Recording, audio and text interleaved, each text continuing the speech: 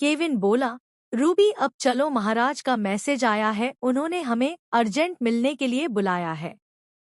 Ruby बोली, इस वक्त पर हम तो पहले से ही किसी मिशन पर है, क्या हमें मिशन छोड़कर जाना होगा? केविन बोला, वह सब मैं नहीं जानता, बस महामंत्री ने मैसेज में लिखा है कि हम अर्जेंट आना होगा और साथ ही नीचे लिखा है कि मिस्टर लेजेंड जस्टिन वापस आ रहा है। ये मैसेज केविन के फोन में आया था। रूबी उत्सुक होकर बोली, जस्टिन उसे उसे गए हुए बहुत लंबा वक्त हो चुका है, आज वह पूरे 15 साल के बाद वापस आ रहा है। पता नहीं पिताजी उसे ऐसा मिशन दिया ही क्यों जिसमें उसे 15 साल लग गए। क्या होगा आगे? क्या साहिल मारा गया या होगा कोई चमत्कार? क्या साहिल सच्चा था? कौन है जस्टिन? केविन बोला, क्योंकि तुम्हारा भाई जस्टिन लैंड ऑफ फायर का सबसे काबिल और महान योद्धा है, उसकी तलवार की धार के आगे बड़े से बड़े योद्धा नहीं टिक पाते और यही वजह है जो महाराज है उसे सबसे खतरनाक मिशन पर भेजा। अगर उसके जगह कोई और मिशन पर जाता तो वह 50 सालों में भी उस मिशन को कभी पूरा नहीं कर पाता, जो काम जस्टिन ने सिर्फ 15 साल में कर दिखाया।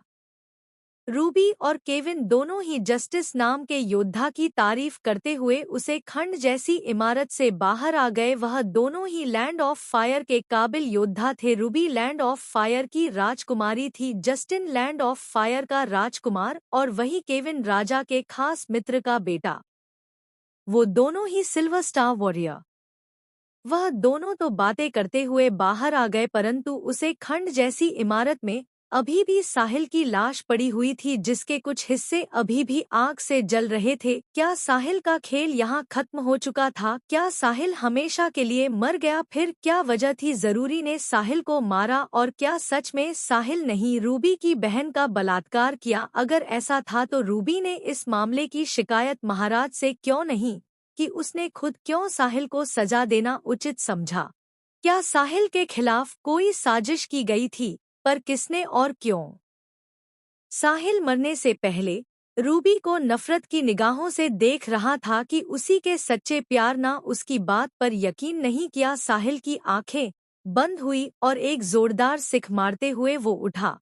साहिल जोर जोर से चिल्ला रहा था, आंख की तपन अभी भी उसे महसूस हो रही थी। साहिल ने देखा कि वह एक मंदिर जैसी जगह पर है, उसके पूरे शरीर पर पट्टी बनी हुई है। साहिल की आवाज सुनकर तुरंत ही तो पुजारी मंदिर में दाखिल हुए और उन्होंने साहिल को पकड़कर दोबारा लेटा दिया। एक पुजारी ने साहिल के माथे पर हाथ रख और दूसरों ने उसके मुंह में दवा डाली, जिससे साहिल शांत हो गया और उन दोनों पुजारी को देखने लगा। निशांत पुजारी खुशी के मारे आवाज ऊंची करते हुए बोला, युवराज को होश आ गया, बधाई हो। यह कहते हुए वह मंदिर से बाहर भाग गया और बार बार यही वाकया दोहराने लगा कि युवराज को होश आ गया। सब ध्यान से सुनो, युवराज को होश आ गया, अब हमारे अच्छे दिन वापस आएंगे, दुनिया में एक बार फिर हमारा बोलबाला होगा। उसे गांव में मौजूद सभी लोग जिन्होंने उसे पुजारी की आवाज से वह सभी भी खबर सुनकर खुशी के मारे झूम उठे और तुरंत सब मंदिर की तरफ दौड़ने लगे और कुछ ही वक्त में वहां हजारों की भीड़ जमा हो गई। सब लोग मंदिर के बाहर खड़े थे। साहिल ने लंबी सांस लेते हुए कहा, मैं कहाँ हूँ और आप सब लोग कौन हैं और आप मुझे युवराज क्यों कह रहे हो?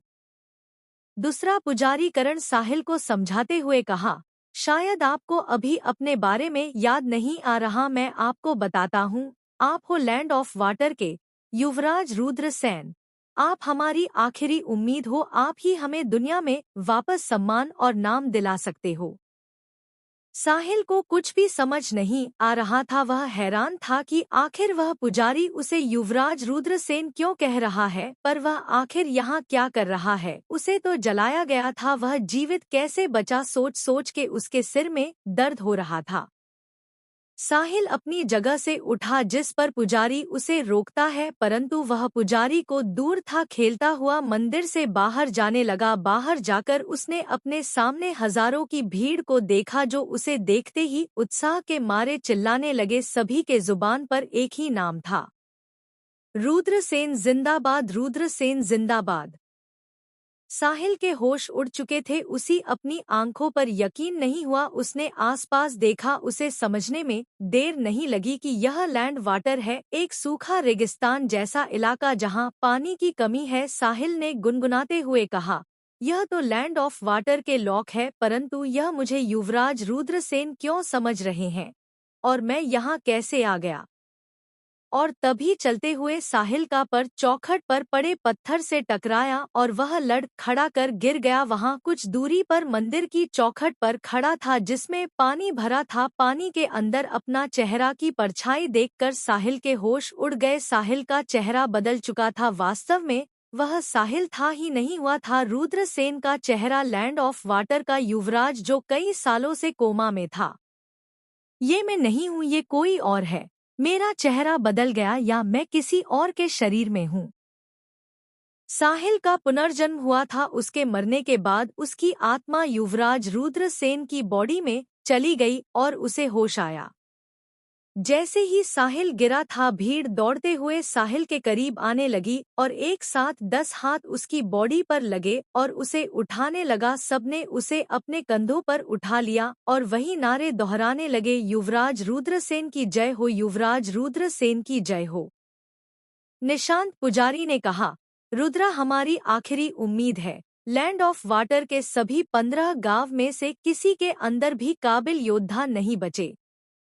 क्योंकि आप रुद्र को होश आ चुका है तो वह हमें दुनिया में वापस वही नाम और प्रसिद्धि देंगे जो आपसे 15 साल पहले था। क्या साहिल का पुनर्जन्म हुआ है? कौन है रुद्रसेन? क्यों है लोगों को उससे इतनी उम्मीद? क्या लैंड ऑफ वाटर की स्थिति इतनी खराब है? क्या करेगा वो इन लोगों की मदद या बुझाएगा अपने बदले की आग? कौन है जस्टिन लैंड ऑफ का सबसे काबिल योद्धा? जानिए अगले चैप्टर में।